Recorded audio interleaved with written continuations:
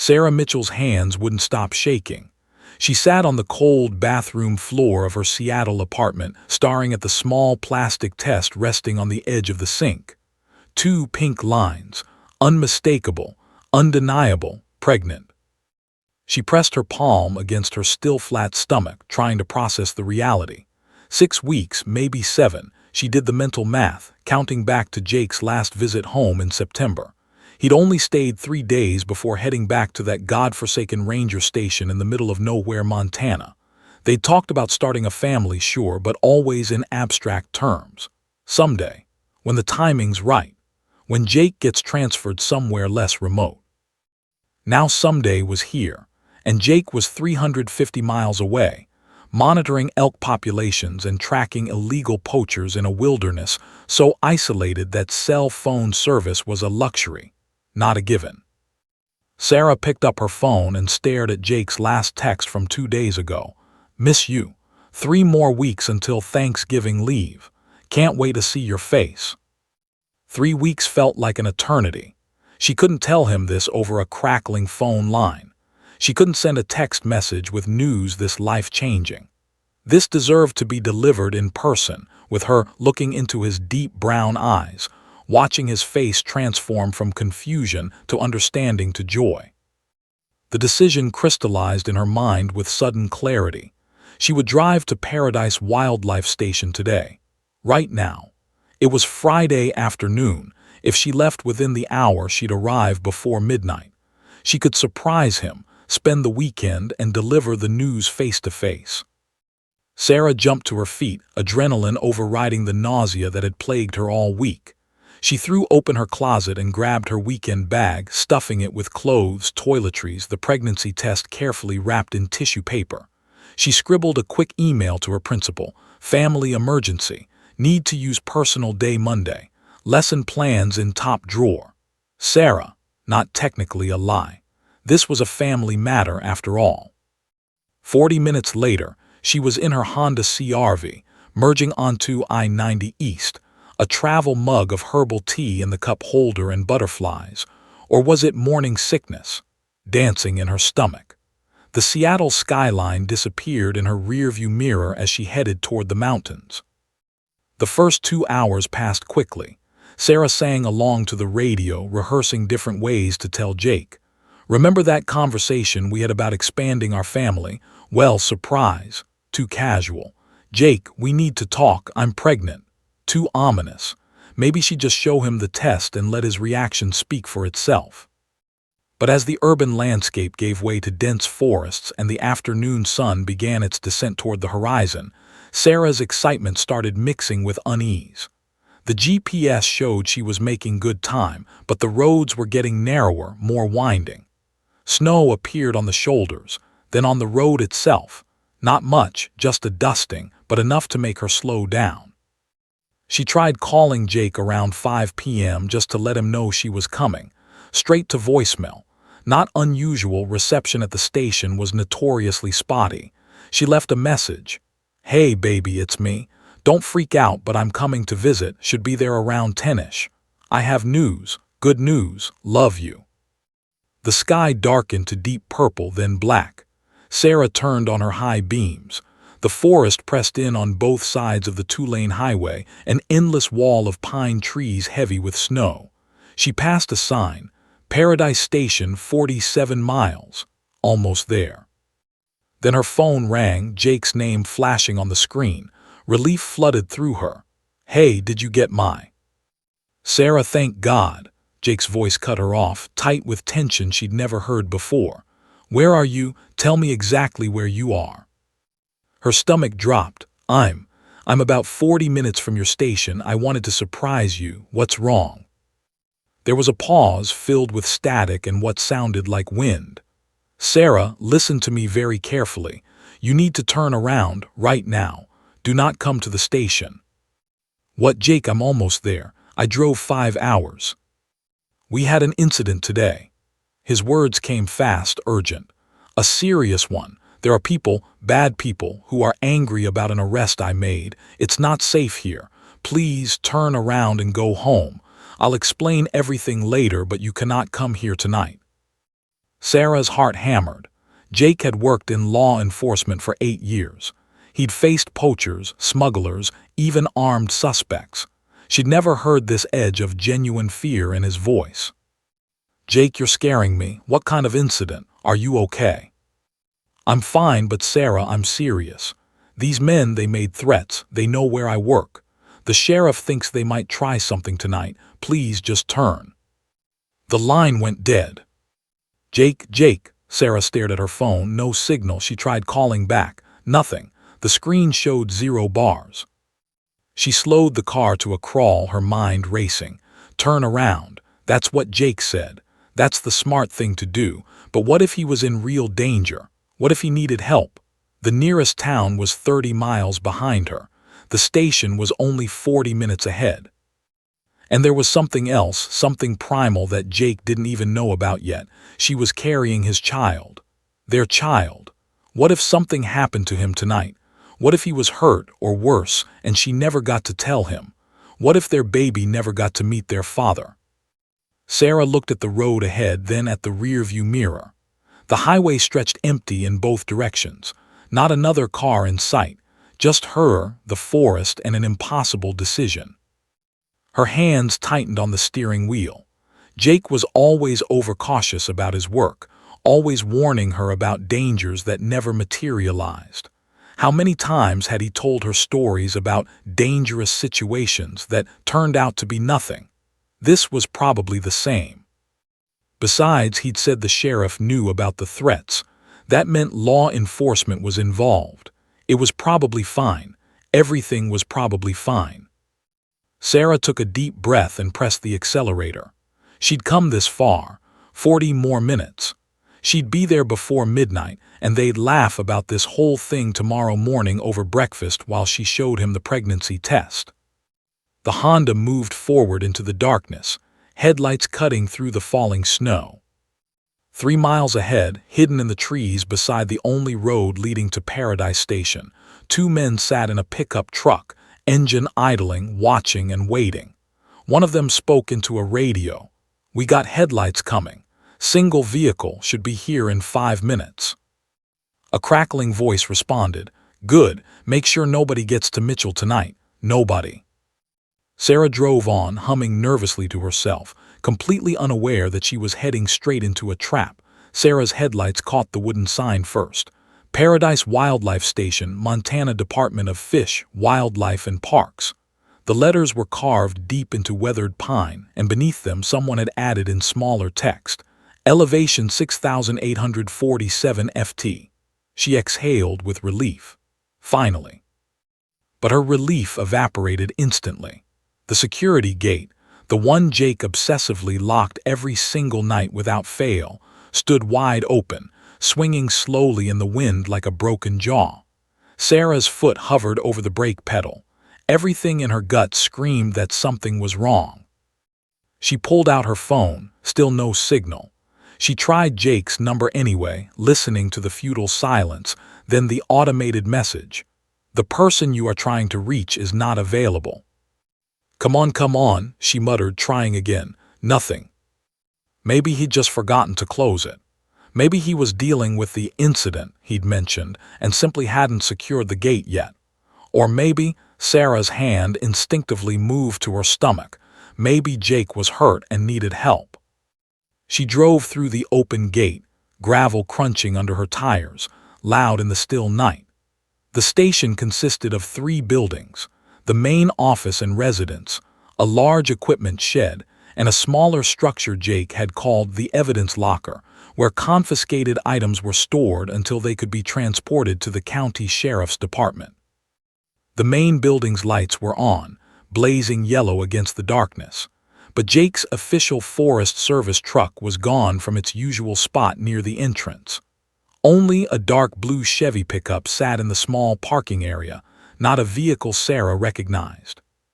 She parked next to it, killed her engine, and sat in the sudden silence. The wind whispered through the pines. Snow had started falling harder, fat flakes catching in her headlights before she switched them off. "He's probably just out on a call," she told herself aloud, needing to hear a human voice, even her own. The truck belongs to another ranger. Everything's fine. But her hands were shaking as she grabbed her purse and stepped out into the cold. The temperature had to be in the low 20s. Her breath came in visible puffs as she hurried toward the entrance, boots crunching on snow-dusted gravel. The front door was unlocked. Sarah pushed it open. "Jake, honey, it's me."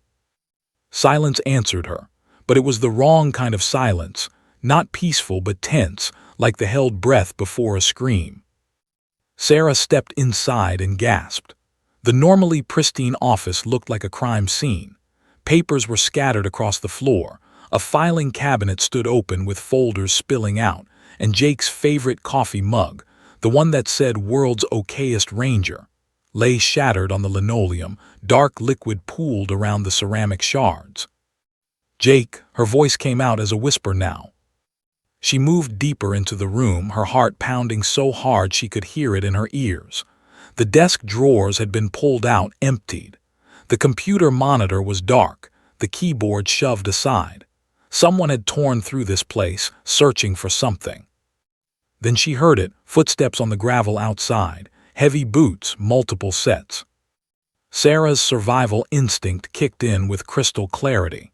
She dove behind Jake's desk just as the front door creaked open.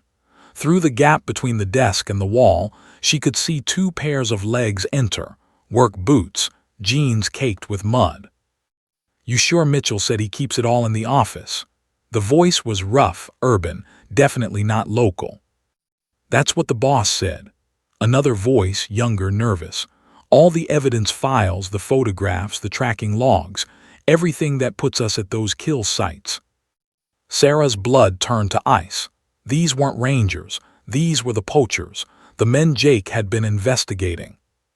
"Well, it ain't here," the first man growled. "We've torn this place apart. Either Mitchell moved it or—" "Check upstairs," a third voice commanded from the doorway, deeper and carrying unmistakable authority.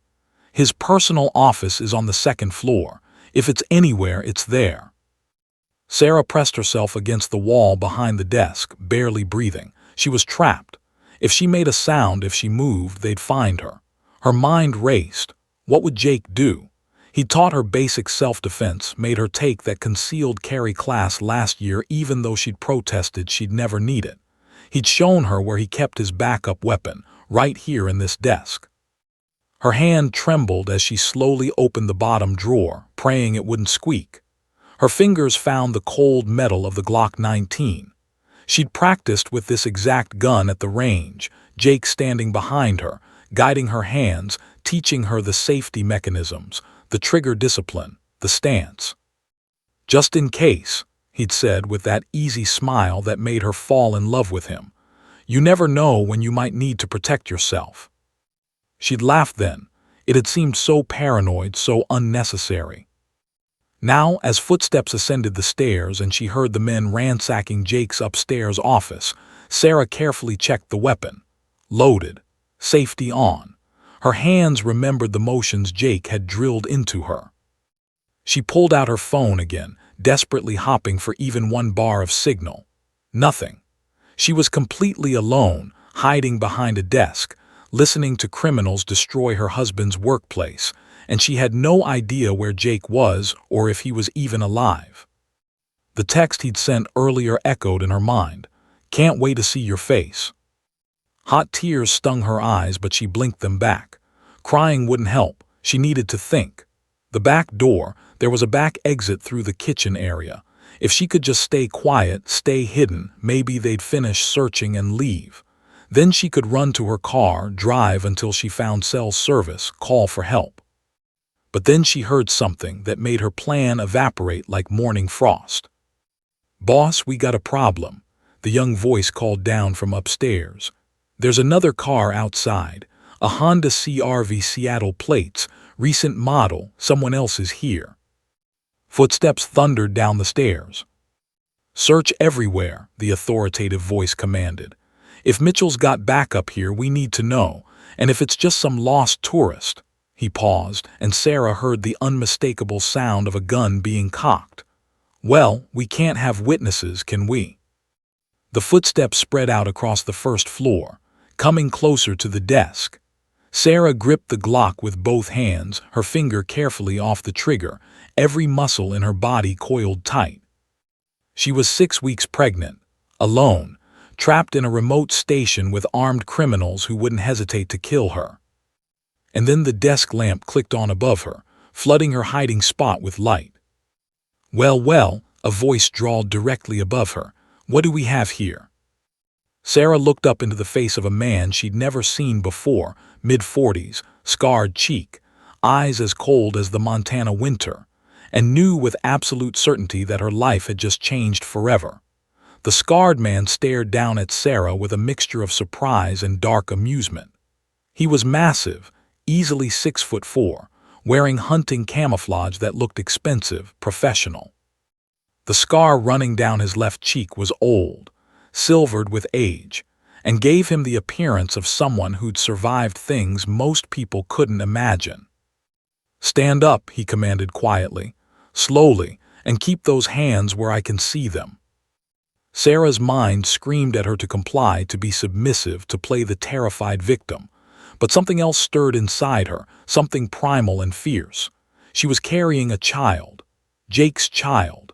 And this man, these men, they represented a threat not just to her, but to the life growing inside her. She stood slowly, the Glock held down at her side but visible, her finger deliberately outside the trigger guard the way Jake had taught her. "You need to leave," she said, shocked by the steadiness in her own voice. "This is a federal wildlife station. You're trespassing." The scarred man's eyebrows rose. Then he laughed, a genuine, delighted laugh that somehow made him more terrifying. "Marcus," he called over his shoulder, "you gotta see this. Mitchell's got himself a little guardian."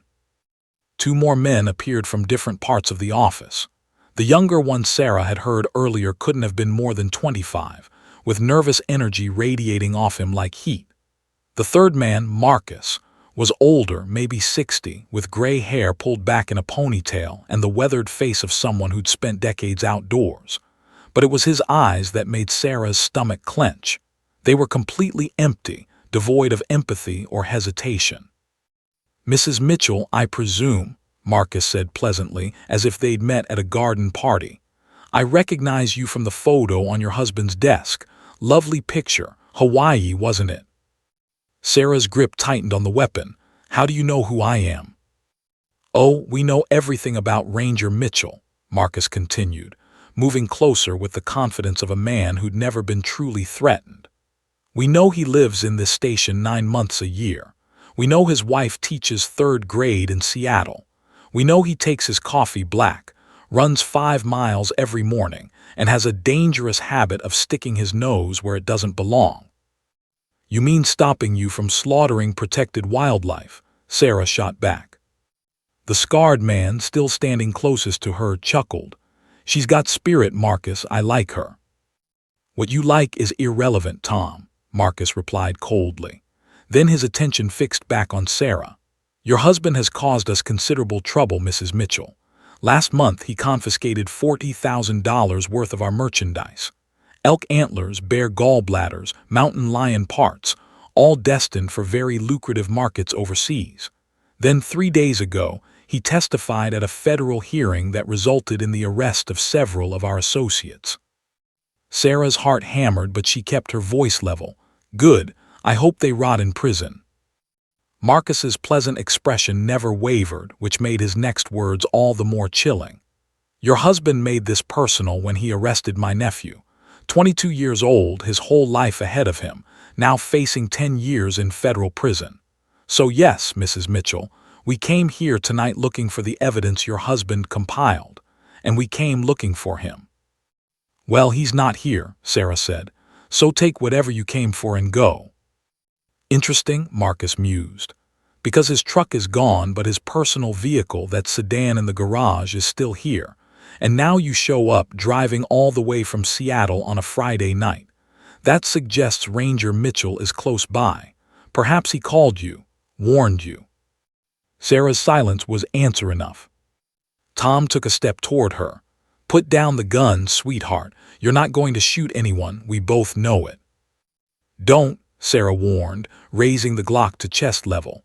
Her arms were shaking now, but the weapon remained pointed at Tom's center mass. I will shoot you if you come closer. Tom grinned, showing tobacco-stained teeth. You ever shot anyone before? No. I can tell you're holding it too tight, your fingers not even on the trigger. You want to know what it feels like to kill someone. It changes you. It's not like the movies. You don't just walk away and forget about it. Tom, step back, Marcus ordered, but Tom ignored him, taking another step toward Sarah. Here's what's going to happen, Tom continued, his voice dropping to something almost gentle. You're going to lower that weapon. Then you're going to tell us where Mitchell went. And if you cooperate, maybe, just maybe, we'll let you drive back to Seattle and pretend this never happened. And if I don't cooperate? Sarah asked, though she already knew the answer. Tom's grin widened. Then we make this real messy for everyone involved, starting with. Found it, the young man's voice echoed from upstairs. Marcus, I found the evidence locker key and a safe behind a panel in the wall. Marcus's eyes lit up. Excellent, open it. It's combination locked, I need. Use the torch, Marcus said flatly. Burn through it if you have to, we're done being subtle. Tom's attention had shifted for just a second toward the stairs. It was the opening Sarah had trained for without even realizing it. Jake's voice echoed in her memory from their last range session. If you ever have to use this, don't warn them twice. Don't give them time to think. You decide you're in danger, you act. Sarah's finger moved to the trigger. But before she could make that terrible decision, her phone, still in her jacket pocket, vibrated. Once, twice, 3 times. The sound was barely audible, but in the tense silence, everyone heard it. Give me the phone, Marcus demanded. Sarah's free hand moved to her pocket, pulling out the device. The screen showed 3 text messages, all from Jake. Sarah, if you're there, hide, now. They're coming for you, back door, run. I'm 2 minutes away, hold on. Tom lunged for the phone. Sarah stepped back, raising the gun higher. Don't. But Tom was faster than he looked, his hand closing around her wrist, squeezing until her bones ground together. Sarah cried out in pain, the phone clattering to the floor. Tom twisted her arm viciously, forcing her to drop the Glock. Got her? Tom grunted, spinning Sarah around and pinning her arms behind her back. Feisty little thing. Marcus picked up both the phone and the weapon, reading Jake's messages with interest. 2 minutes away, he said thoughtfully. Tom, take Mrs. Mitchell upstairs. Use her as insurance when Mitchell arrives. Danny, he called to the young man, forget the safe. We've got something better than evidence now. We've got leverage. Sarah struggled against Tom's iron grip, but he was too strong. He began dragging her toward the stairs. Let me go, she screamed. Help, somebody help. Scream all you want, honey, Tom laughed. Nearest neighbor is 11 miles away. Nobody's coming to save you except your husband. And when he gets here, he leaned close to her ear, his breath hot and rancid. We're going to make him watch before we finish this. Sarah was hauled up the stairs, her feet barely touching the steps. Tom's massive hand clamped over her mouth now to muffle her cries. Through the second-floor window, she caught a glimpse of headlights in the distance, moving fast down the access road. Jake was coming, and she'd just become the bait in a trap that would kill them both. Tom shoved Sarah into Jake's upstairs office and slammed the door behind them.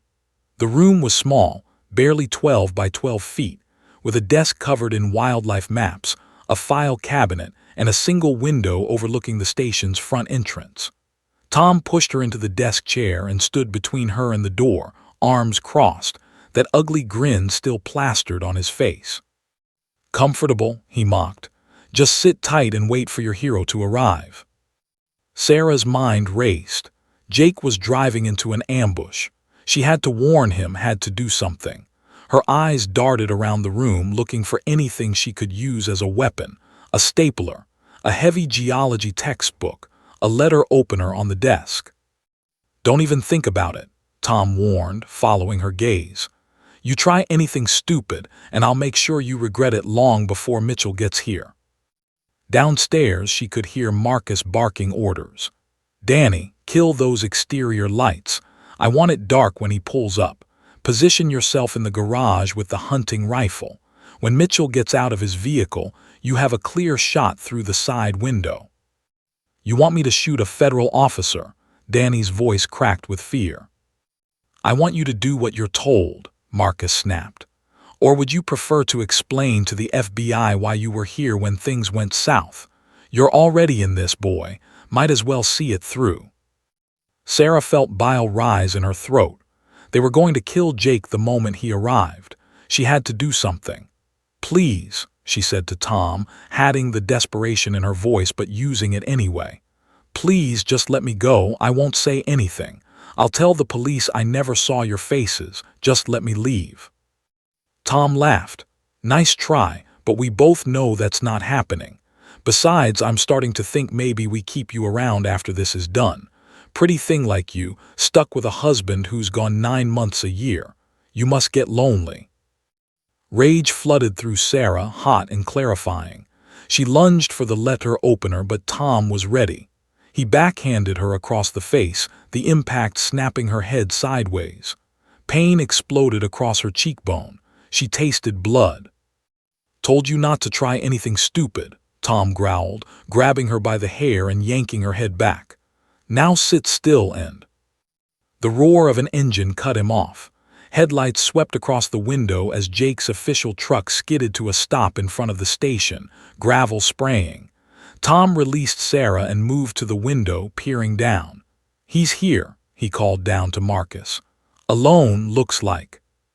Sarah watched through tears as Jake jumped out of the truck, his face etched with panic. He was wearing his Ranger uniform, his sidearm holstered at his hip. "Sarah," he shouted. "Sarah, if you're in there, answer me." "Don't say a word," Tom hissed at her, pulling a pistol from his waistband. "Not one sound, or I put a bullet in your skull right now." Below, Marcus stepped out onto the front porch, hands raised in a peaceful gesture. "Ranger Mitchell, so good of you to join us." Jake's hand went to his weapon. "Where is she? Where's my wife?" "She's safe, for now." Marcus's voice was calm, reasonable. "She's upstairs with my associate, unharmed as long as you cooperate. Now I'm going to need you to remove that sidearm very slowly and toss it away from you." "Not until I see Sarah." "You're not in a position to negotiate, Ranger. My associate in the garage has a rifle pointed at your chest. Another man is upstairs with your wife. You make one wrong move and this ends very badly for everyone. Now the gun, slowly." Sarah watched Jake's internal struggle play out across his face. She knew what he was thinking. He was a trained officer. He'd been in dangerous situations before. He could probably draw and fire before Danny even realized what was happening. But the moment he did, Tom would kill her. Jake's shoulders sagged in defeat. He slowly removed his weapon and tossed it toward the porch steps. "There. Now let me see her. Let me know she's okay." Marcus smiled. "Tom, bring Mrs. Mitchell to the window." Tom grabbed Sarah by the arm, hauling her to her feet and dragging her to the window. He positioned her in front of the glass, his gun pressed against her ribs where Jake couldn't see it. "Wave to your husband, sweetheart." Sarah's hands were shaking as she raised them. She locked eyes with Jake, and even from this distance she could see the anguish and fury warring in his expression. She mouthed the words silently. "I love you." Jake's jaw clenched. "Sarah, I'm going to get you out of this, I promise." "Touching," Marcus said. "Now here's how this is going to work. You're going to tell me where you moved the evidence you compiled against our organization. Every photograph, every tracking log, every witness statement. You hand it over and we let you both live. You refuse." He let the threat hang in the air. "It's already gone," Jake said flatly. "I gave everything to the FBI 3 days ago, copies too. Even if you kill me, you're done. They know everything." Marcus's pleasant expression cracked just for a moment. "You're lying." "Am I? Check the logs. I had a meeting with Special Agent Rodriguez in Billings on Tuesday. It's all documented. Your whole operation is already under federal investigation. Killing me won't change that." "Then you've just made yourself expendable," Marcus said coldly, pulling out his own weapon. That's when everything happened at once. Sarah saw Jake's eyes shift, just for a fraction of a second, toward the garage window where Danny was supposedly positioned. Then Jake dove to the side just as a shot rang out. But it didn't come from the garage. It came from the tree line, a sharp crack that echoed across the compound. Danny screamed from inside the garage. "I'm hit! Oh God, I'm hit!" "What the?" Marcus spun toward the trees, firing blindly into the darkness. Tom's grip on Sarah loosened for just an instant as he tried to see what was happening. It was enough. Sarah drove her elbow back into his ribs with every ounce of strength she had, remembering the self-defense class Jake had made her take. Tom grunted in pain, stumbling backward. Sarah ran, not toward the door where Tom could grab her, but toward the desk. Her hands closed around the heavy geology textbook just as Tom recovered and lunged at her. She swung it with all her might, the hardcover spine connecting with the side of his head. Tom staggered, blood streaming from his temple. But he didn't go down. Instead, he raised his gun, pointing it directly at her face. "You stupid." The office door exploded inward. Jake stood in the doorway, having somehow made it inside during the chaos. His face was a mask of cold fury. "Get away from my wife." Tom swung the gun toward Jake. Sarah didn't think, didn't hesitate. She grabbed the letter opener from the desk and drove it into Tom's shoulder with a primal scream.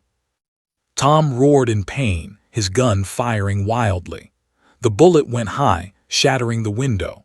Sarah dove to the floor as Jake crossed the room in 2 strides, tackling Tom into the file cabinet. The 2 men grappled, Tom still trying to aim his weapon despite the letter opener protruding from his shoulder. Downstairs, more gunfire erupted. Marcus was still shooting at whoever had taken out Danny. Through the broken window, Sarah could see flashing blue and red lights in the distance, getting closer.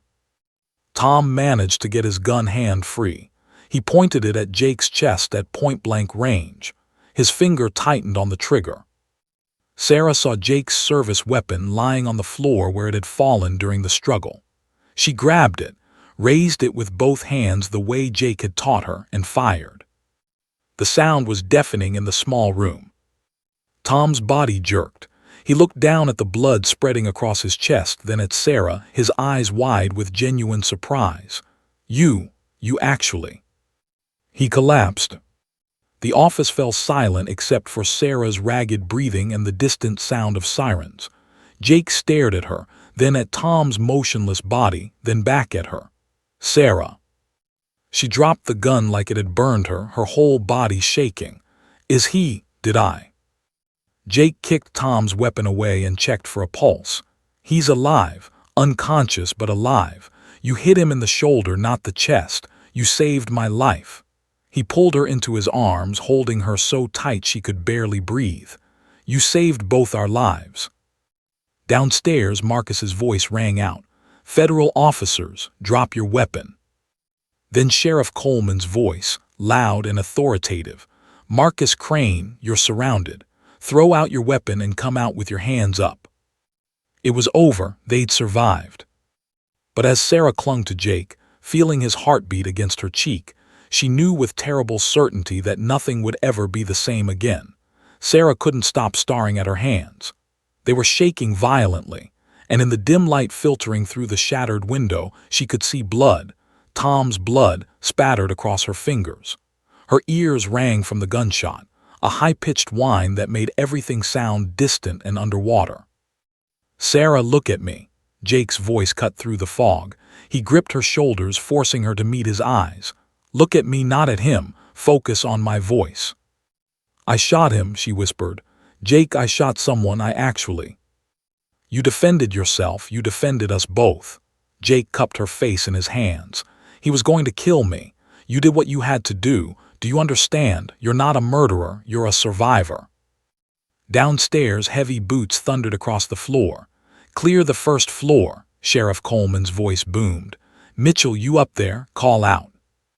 "Second floor office," Jake shouted back. "One suspect down, injured. We need medical." "Are you hurt? Is your wife hurt?"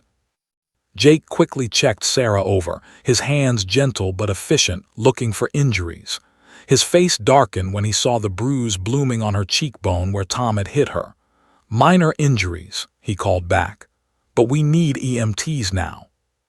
3 deputies stormed up the stairs, weapons drawn, flashlights cutting through the darkness. The lead deputy, a woman in her 40s with sharp eyes, took in the scene. Tom unconscious on the floor, the letter opener still protruding from his shoulder, the gun wound in his other shoulder, blood pooling beneath him. Jake holding Sarah, who looked like she might collapse at any moment. "Sweet Jesus," the deputy breathed. "What happened here?" "Self-defense," Jake said firmly. "This man assaulted my wife, held her hostage, and was about to shoot me. She had no choice." The deputy nodded and immediately radioed for paramedics. 2 more deputies entered, one of them kneeling beside Tom to check his vitals. "He's stable. Pulse is weak but steady. We need to stop this bleeding."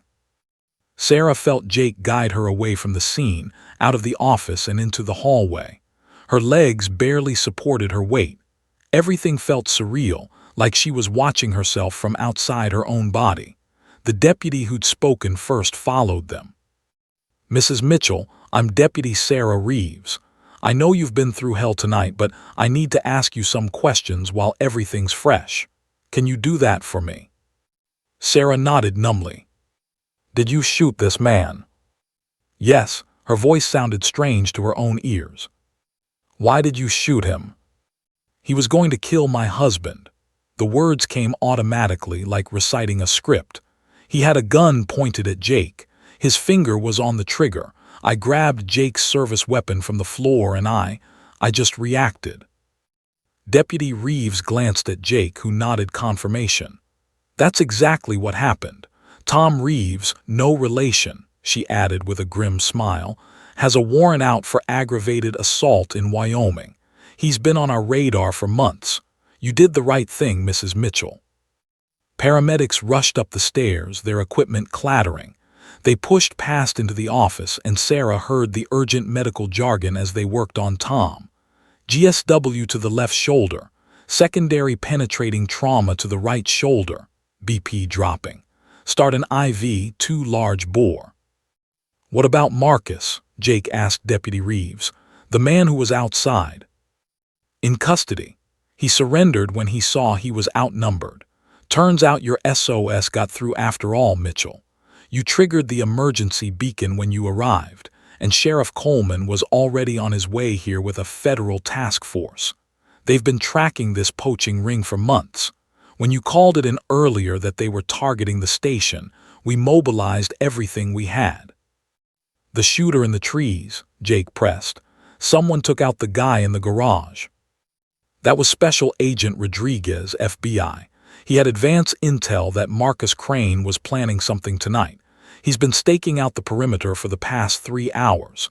When he saw armed men on the property and heard your wife scream, he moved in." Deputy Reeves shook her head. "You two are damn lucky to be alive." The paramedics emerged from the office, wheeling Tom on a stretcher. His face was pale, an oxygen mask covering his nose and mouth, IV lines running into both arms. As they passed, Sarah felt Jake pull her close, turning her face into his chest so she wouldn't have to look. "Mrs. Mitchell," one of the paramedics said, stopping beside them. "Are you injured? That's a nasty bruise on your face." "I'm fine," Sarah said automatically. "She's not fine," Jake countered. "He hit her. She needs to be examined." "No, really, I'm okay. I just want to—" Sarah's words died as a wave of nausea rolled through her. The adrenaline was wearing off and everything was crashing down at once.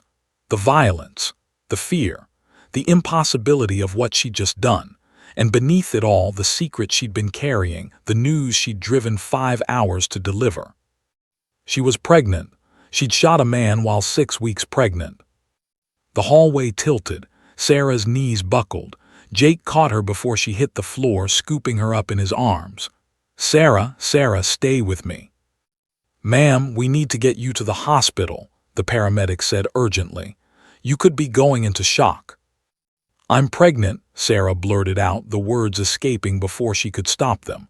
I'm 6 weeks pregnant. I came here tonight to tell Jake. That's why I drove up. I wanted to surprise him with the news, and instead She couldn't finish the sentence. Jake's face went through a dozen emotions in as many seconds: shock, joy, fear, and finally fierce protectiveness. Get her in the ambulance, he ordered. Now I'm riding with her. Sir, you need to stay here and give a statement, Deputy Reeves said. My wife just shot someone while pregnant with our child. She's having a medical emergency. The statement can wait. Jake's tone left no room for argument. He carried Sarah down the stairs, through the blood-stained office, past the shattered coffee mug and scattered papers that represented the wreckage of their normal life. Outside, the scene was chaos.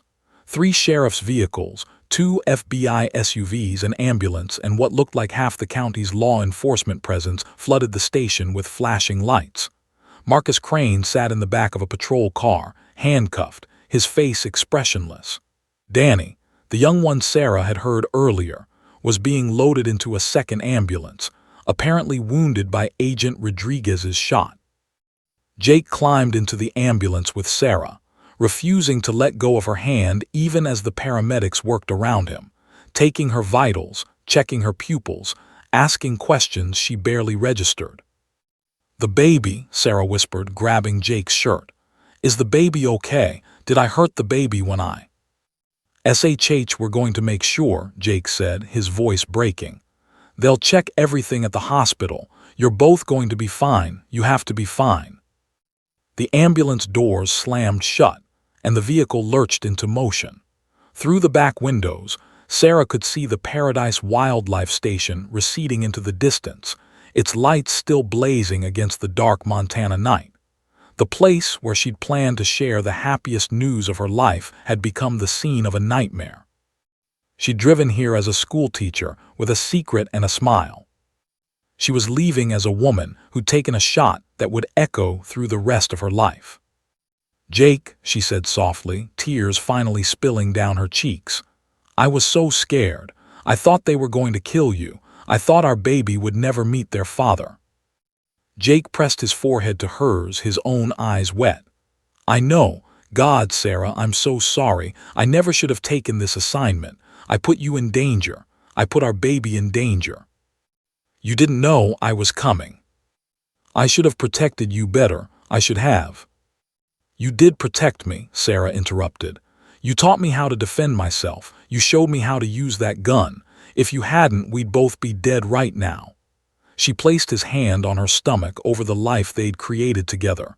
We survived, Jake. All 3 of us survived. The paramedic monitoring Sarah's vitals looked up. Her BP is stabilizing. Heart rate's coming down. That's a good sign. But as the ambulance raced through the night toward the hospital, Sarah knew that survival was just the beginning. The real challenge, living with what she'd done, processing the trauma, bringing a child into a world that had just revealed itself to be far more dangerous than she'd ever imagined, that was still ahead. She closed her eyes and held tight to Jake's hand, feeling the flutter of life inside her, and prayed that the strength that had allowed her to pull that trigger would be enough to carry her through whatever came next. The Glacier County Regional Hospital was small, only 40 beds, but it was the closest medical facility within 80 miles. The ambulance pulled up to the emergency entrance at 11:47 p.m., and within seconds, Sarah was surrounded by a flurry of nurses and doctors, all talking at once. Trauma victim, possible assault, 6 weeks pregnant. The paramedic rattled off information as they wheeled Sarah through automatic doors into harsh fluorescent lighting that made her squint. Any bleeding? A doctor asked, a young woman with kind eyes and quick hands. No vaginal bleeding, the paramedic confirmed. Vitals stable, but she's showing signs of shock. Sarah felt herself being transferred to a hospital bed, warm blankets tucked around her, an IV needle sliding into her arm. Jake tried to follow, but a security guard stepped in his way. "Sir, you need to wait in the—" "That's my wife," Jake said, his voice dangerous. "And our baby, I'm not leaving her." "Let him stay," the doctor said without looking up from her examination. "Mrs. Mitchell, I'm Dr. Patel. I need you to tell me if you're experiencing any pain, abdominal cramping, dizziness, any bleeding at all." Sarah shook her head, trying to focus through the fog. "No, nothing like that. I can't stop shaking."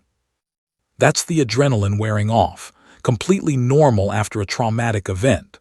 Dr. Patel's fingers were gentle but thorough as she examined Sarah's face, checking the bruise, shining a penlight in her eyes. "Your pupils are reactive. That's good. Any nausea?" "Yes, but I've had morning sickness for the past week." "Also normal.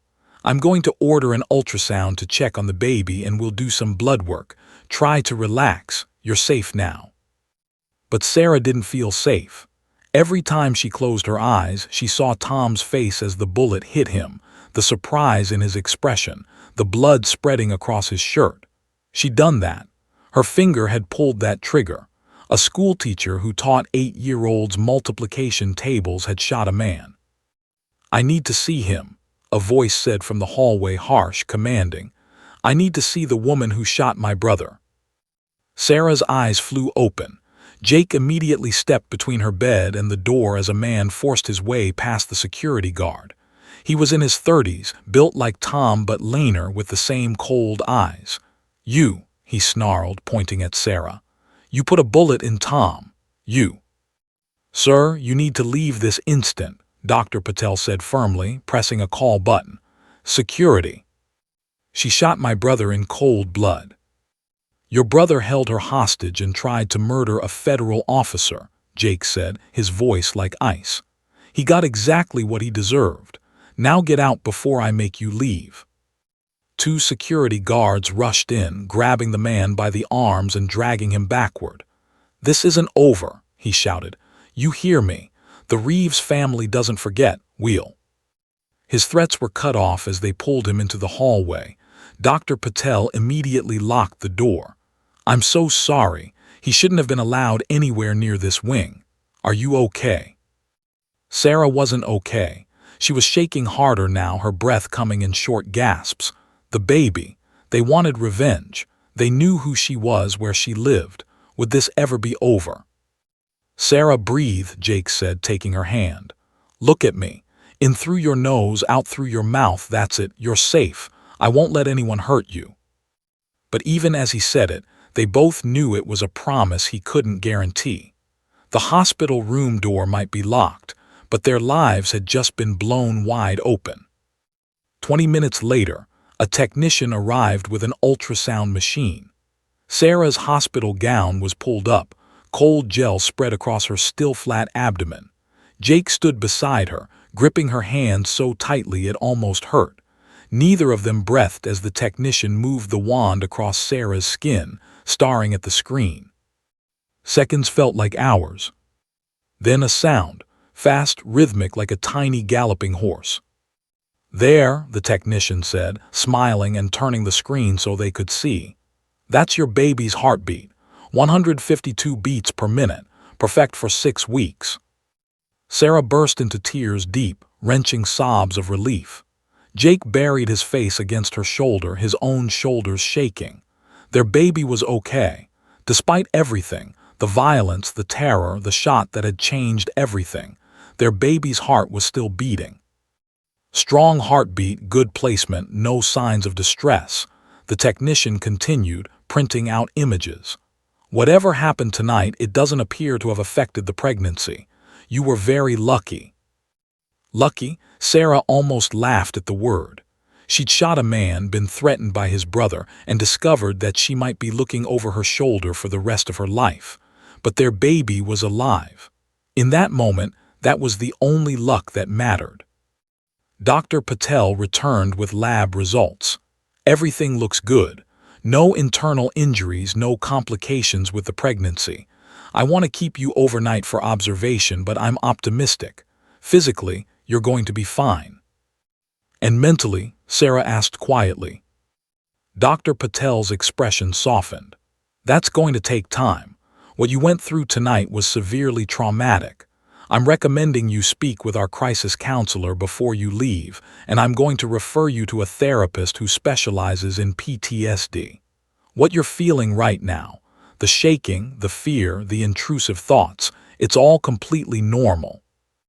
"Normal," Sarah repeated hollowly. "Nothing about this is normal." A knock on the door interrupted them. Sheriff Coleman stood outside, his weathered face grave.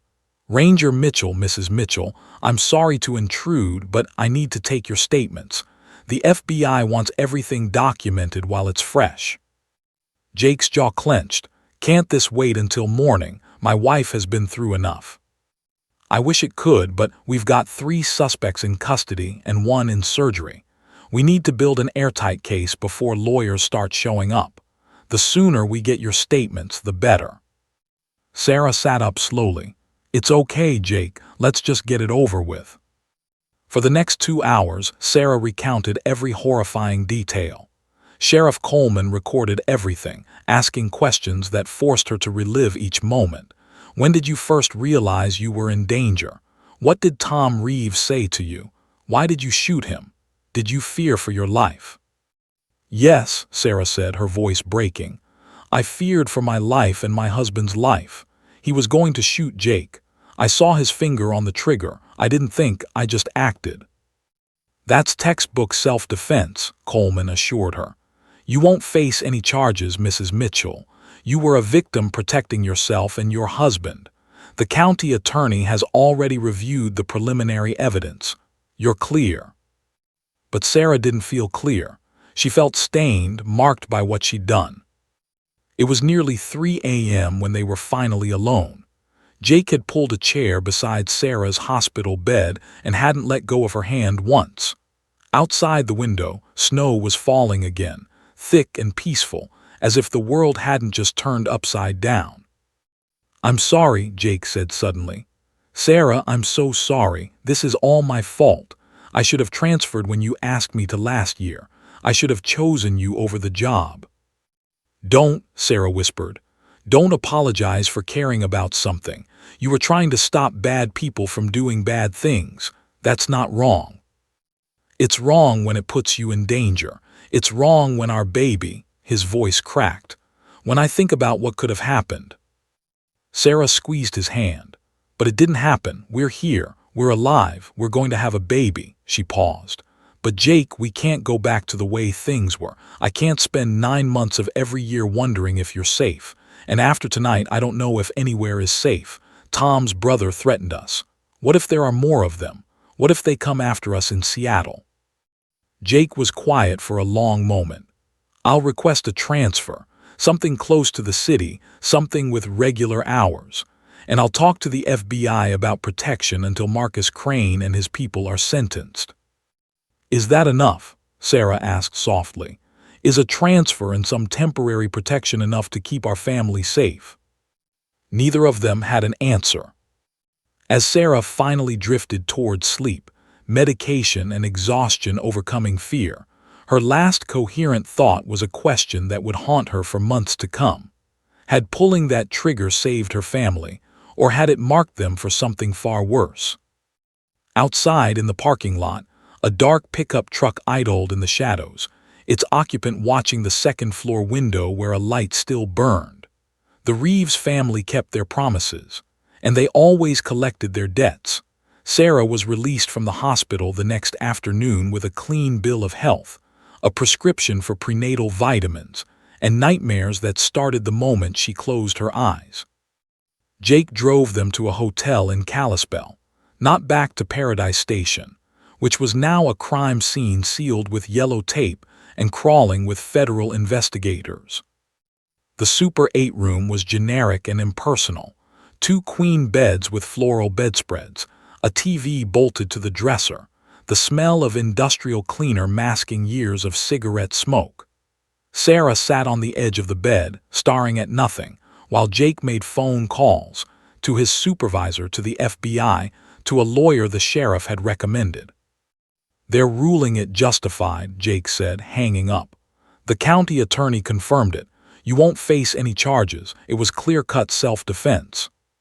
Sarah nodded numbly. No charges. She should feel relieved. Instead, she felt hollow. Her phone buzzed. A text from her principal. "Sarah, are you okay? News is reporting a shooting at a ranger station in Montana. Please tell me that wasn't you." The news. Of course it was on the news.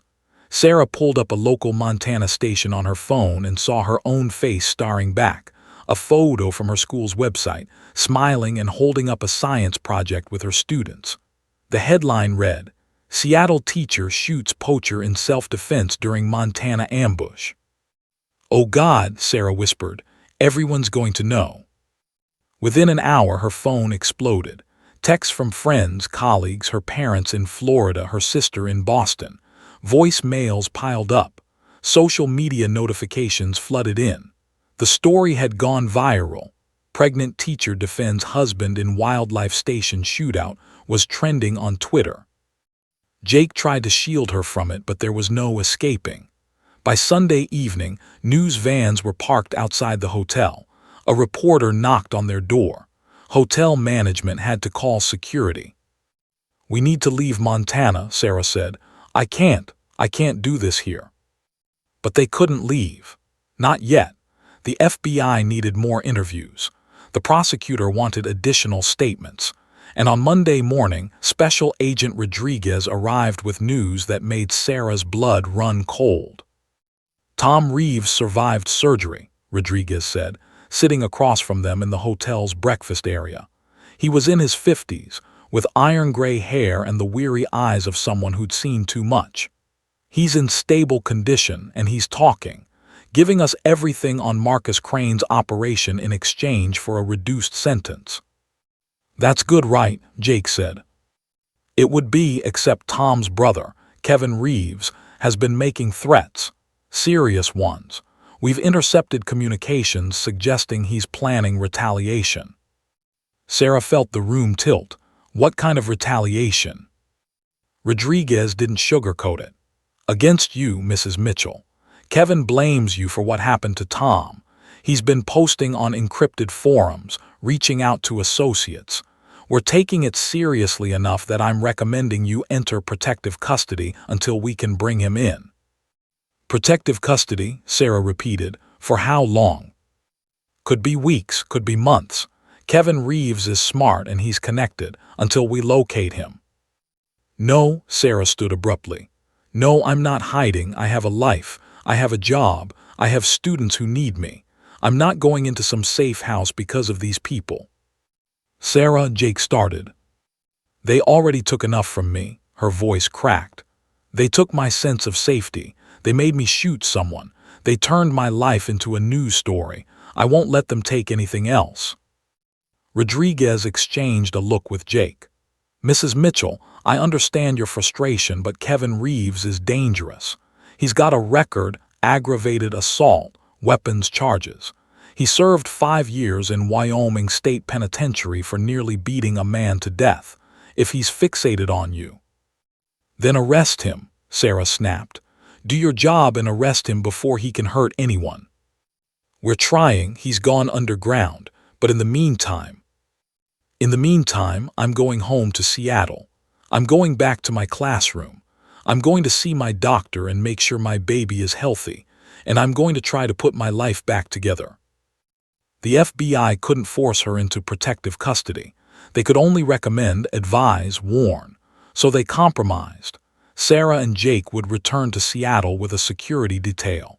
An agent would be assigned to watch their apartment. Jake would take a temporary leave from his ranger position. They'd install a security system, and Sarah would check in daily with a victim advocate. The flight home Tuesday morning felt surreal. Passengers recognized Sarah from the news. Some offered support. "You're so brave." Others stared with undisguised curiosity. One woman actually asked for a selfie. Sarah declined and spent the rest of the flight with her face turned toward the window, watching clouds drift past and wondering if she'd ever feel normal again. Seattle was gray and drizzling when they landed. Their apartment in Capitol Hill felt simultaneously too big and too small, familiar surroundings that now seemed foreign. Sarah walked through rooms that held her old life, the couch where she'd graded papers, the kitchen table where she and Jake had planned their future, the bedroom where they'd made the baby that was growing inside her. Everything looked the same, but she was different, irrevocably changed. That night Sarah stood in front of the bathroom mirror, lifting her shirt to examine her stomach. Still flat, but life was there, cells dividing and growing, a heart beating 152 times per minute. She'd protected this life. She'd killed to save it, or nearly killed. That had to mean something. Jake appeared in the doorway. Can't sleep. Every time I close my eyes, I see his face, Tom's face, the moment the bullet hit. Sarah's voice was barely a whisper. Does that ever go away? Jake was quiet for a long moment. I don't know, I've never had to shoot anyone, but I've talked to officers who have. They say it gets easier to live with, but it never completely goes away. What you did becomes part of your story, part of who you are. I don't want it to be part of who I am, Sarah said. I want to be a teacher, a wife, a mother, not the woman who shot someone. You're all of those things, Jake said, wrapping his arms around her from behind, his hands resting on her stomach. The shooting doesn't define you. How you handle what comes next, that's what defines you. Wednesday morning, Sarah met with Dr. Elizabeth Chen, the trauma therapist Dr. Patel had recommended. The office was warm and comfortable, designed to feel safe. Dr. Chen was in her 40s, with gentle eyes and a calm presence. Tell me about the nightmares, she said after Sarah had recounted the basic story. They're always the same, Sarah said. I'm back in that office. Tom is coming toward me. I reach for the gun, but it's not there. Or it is there, but it doesn't fire. Or it fires, but the bullet goes through him like he's a ghost and he keeps coming. And then he's not Tom anymore. He's every dangerous thing I've ever feared, and I can't stop him, and I wake up screaming. Classic PTSD symptoms, Dr. Chen said. Your brain is processing trauma, trying to make sense of something that defied your understanding of how the world works. You believed the world was fundamentally safe. That belief was shattered. So how do I fix it? You don't fix it. You learn to live with it. You integrate what happened into your life narrative in a way that doesn't destroy you. It takes time, Sarah, and work. Hard work. Over the following days, Sarah tried to establish a new normal. She returned to school the next Monday, walking into her third-grade classroom with federal agents watching from the parking lot. Her students greeted her with homemade welcome-back cards. They'd heard she'd been sick. They didn't know their teacher had shot someone. But the other teachers knew. Sarah saw it in their eyes, a mixture of sympathy, fascination, and something else. Distance. She'd crossed a line they couldn't imagine crossing. She'd used lethal force. She'd become someone different. The weeks blurred together. Therapy twice a week. Check-ins with the FBI. Prenatal appointments where the baby continued to grow, healthy and strong despite everything. And through it all, the gnawing fear that Kevin Reeves was out there, waiting, planning. Then 6 weeks after the shooting, Agent Rodriguez called. We found him, Kevin Reeves. He was holed up in a cabin outside Whitefish. We arrested him this morning without incident. Sarah's knees went weak with relief. He's in custody. It's over. He'll face charges for making terroristic threats. Combined with his priors, he's looking at serious time. But Sarah, Rodriguez paused. We found detailed plans in his cabin, photos of your apartment, your school, your daily routines. He'd been planning something, if we hadn't caught him when we did. He didn't need to finish the sentence. That night, Sarah finally slept without nightmares. Sarah stood in front of 30 women gathered in a community center in South Seattle. In her arms, 7-month-old Hope gurgled contentedly, tiny fingers wrapped around Sarah's thumb. The women, some young, some old, all strangers an hour ago, watched her with expectant faces. "A year ago," Sarah began, her voice steady, "I was a third-grade teacher who'd never held a gun outside of a shooting range. I believed that if you were a good person, if you followed the rules and stayed out of trouble, nothing truly bad would happen to you." She paused, looking down at Hope's face, Jake's brown eyes, her own determined chin. "Then I drove to Montana to surprise my husband with news about this little one, and I learned that sometimes the world doesn't care how good you are." She told them the story, not the sanitized version that had appeared in news articles, but the real one, the terror, the violence, the moment her finger squeezed the trigger and everything changed. Some women gasped, others nodded knowingly. A few wiped away tears. "I didn't want to be here today," Sarah admitted. "For months, I hid from what happened. I had nightmares, panic attacks.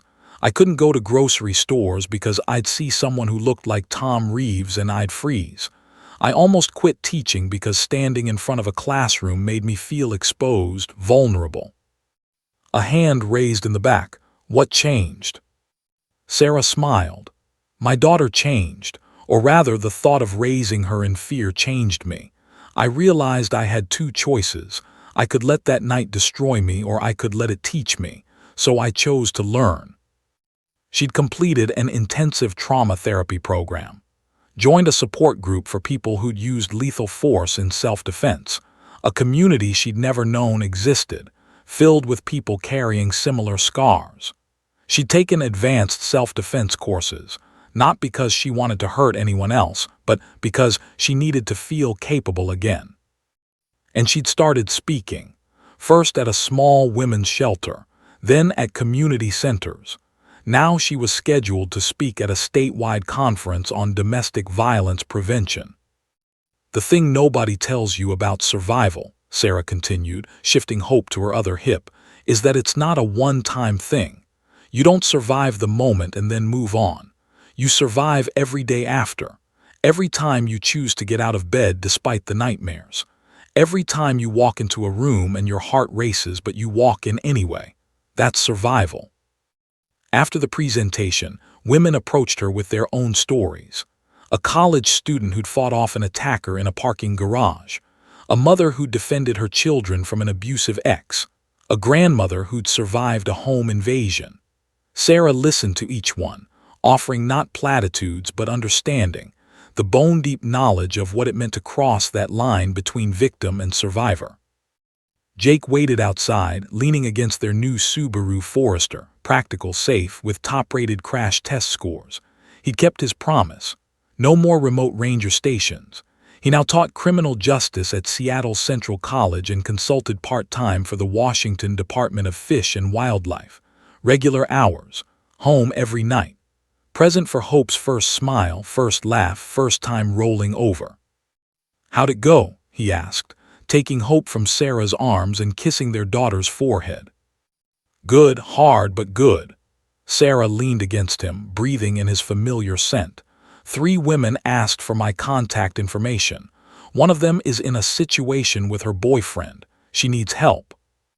Jake's expression darkened with concern. "You gave her the resources?" "Everything. Shelters, legal aid, my therapist's number. I told her what I wish someone had told me, that feeling afraid doesn't make you weak. Acting despite the fear makes you strong." They drove home as rain began to fall, typical Seattle weather that Sarah had once found depressing but now found comforting. The predictability of it, the normalcy. Their new apartment in Ballard had a security system, reinforced locks, and windows that faced a busy street instead of a dark alley. Sarah had needed that for months, the illusion of control, the ability to see threats coming. But lately, she'd noticed the fear loosening its grip. She could go days without checking the locks 3 times, could walk to the store without constantly scanning for danger. That evening, after Hope was asleep in her crib, Sarah and Jake sat on their balcony wrapped in blankets, watching the city lights reflect off Puget Sound. On the coffee table between them sat a letter, cream-colored envelope, federal return address. "You read it yet?" Jake asked. Sarah shook her head. I know what it says. The trial had concluded 2 weeks ago. Marcus Crane, 45 years for conspiracy, attempted murder, and racketeering. Tom Reeves, 15 years with possibility of parole. Kevin Reeves, 20 years for terroristic threats and attempted murder. They'd found weapons and detailed attack plans in his cabin. Danny Morrison, the young one who'd been shot, 10 years, out in 7 with good behavior. The letter was probably victim impact statement acknowledgement, or maybe parole hearing notification. Sarah wasn't sure she cared anymore. You going to the parole hearings when they come up? Jake asked. I don't know, maybe. Or maybe I'll send a statement and let that be enough. Sarah pulled the blanket tighter. I spent so many months letting those men control my life, first through violence, then through fear, then through the legal process. I think I'm ready to stop giving them power. Jake reached for her hand. I'm proud of you, you know that, right? What you've done this past year, the therapy, the speaking, the way you've turned something horrible into something meaningful. I'm in awe of you. Sarah looked at him, really looked at him. The man she'd married had always been good, kind, dedicated. But this past year had changed him too. He'd learned that the job wasn't worth losing his family, that being a hero sometimes meant choosing the ordinary over the extraordinary, that coming home safe mattered more than making arrests. We did it together, she said. You think I could have survived this without you? You survived before I even got there, Jake reminded her. You saved yourself. You saved both of us. Inside, Hope started crying, the hungry cry that meant it was feeding time. Sarah went to her, lifting her daughter from the crib and settling into the rocking chair. As Hope nursed, Sarah studied her face in the dim glow of the nightlight. This child would grow up never knowing how close she'd come to not existing, never knowing that her mother had killed to protect her before she was even born. Or maybe Sarah would tell her someday, when Hope was old enough to understand, when the world inevitably revealed its sharp edges and Hope needed to know that her mother had faced darkness and survived it. You're going to be strong, Sarah whispered to Hope. Stronger than you think, just like your mom had to learn to be. The next morning, Sarah stood in her classroom greeting students as they filed and chattering about their weekends. Third graders, 8 and 9 years old, with gap-toothed smiles and endless questions. They didn't know their teacher's story. They just knew Mrs. Mitchell had been sick for a while last year, then came back, and now she had a cute baby she sometimes brought to school events. Mrs. Mitchell, can we do the volcano experiment today? A student asked. Sarah smiled. Absolutely. Science is all about understanding reactions, what happens when different elements come together under pressure. Like a teacher and a poacher, like fear and courage, like violence and survival. At lunch, Sarah checked her phone. A text from the women's shelter coordinator. Woman you referred yesterday is in safe housing. She wanted me to thank you. She said hearing your story gave her the courage to leave. Sarah closed her eyes, breathing deeply. This was why she spoke, why she relived the worst night of her life over and over in front of strangers, because her pain could prevent someone else's, because her strength could kindle someone else's courage. That afternoon, as snow began to fall outside, rare for Seattle, magical for the students, Sarah stood at the window watching fat flakes drift down. A year ago, snow had meant Montana, meant danger, meant the night everything changed.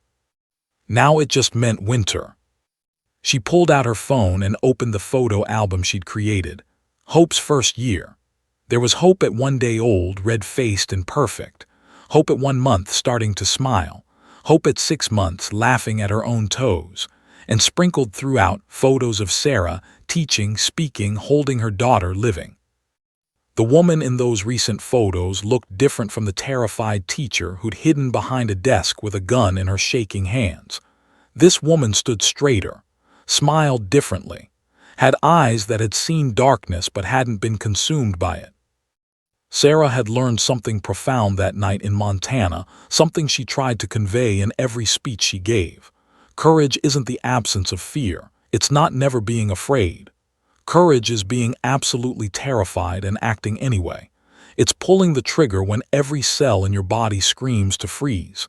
It's getting out of bed the next day, and the day after, and the day after that. That night in Montana had taken her innocence, her sense of safety, her belief in a just world.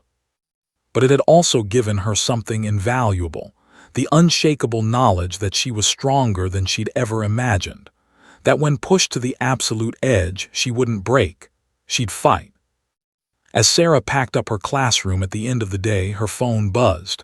"Jake, home with Hope, making your favorite dinner, love you." Sarah smiled, typed back, "Love you too, both of you, heading home now." She locked her classroom, walked through the school halls, and stepped out into the snowy Seattle evening. An agent no longer followed her. Kevin Reeves was in prison. Marcus Crane would die there. The nightmare had ended, even if the memories remained. Sarah walked to her car, started the engine, and drove home through the falling snow, not running from her past, but carrying it with her, a scar that had become part of her strength. She'd been only visiting her husband that night. An ambush had forced her to take the shot. But in the years since, she'd learned to take 1,000 other shots, at healing, at advocacy, at building a life that honored what she'd survived rather than being destroyed by it. And as she pulled into her parking space and saw Jake standing in the window holding Hope, both of them watching for her, Sarah knew with absolute certainty. She was a survivor, a mother, a teacher, an advocate, a woman who'd faced the unthinkable and emerged not broken but unbreakable. The shot she'd fired had echoed through her entire life. But she'd learned to make that echo sound like strength. The end.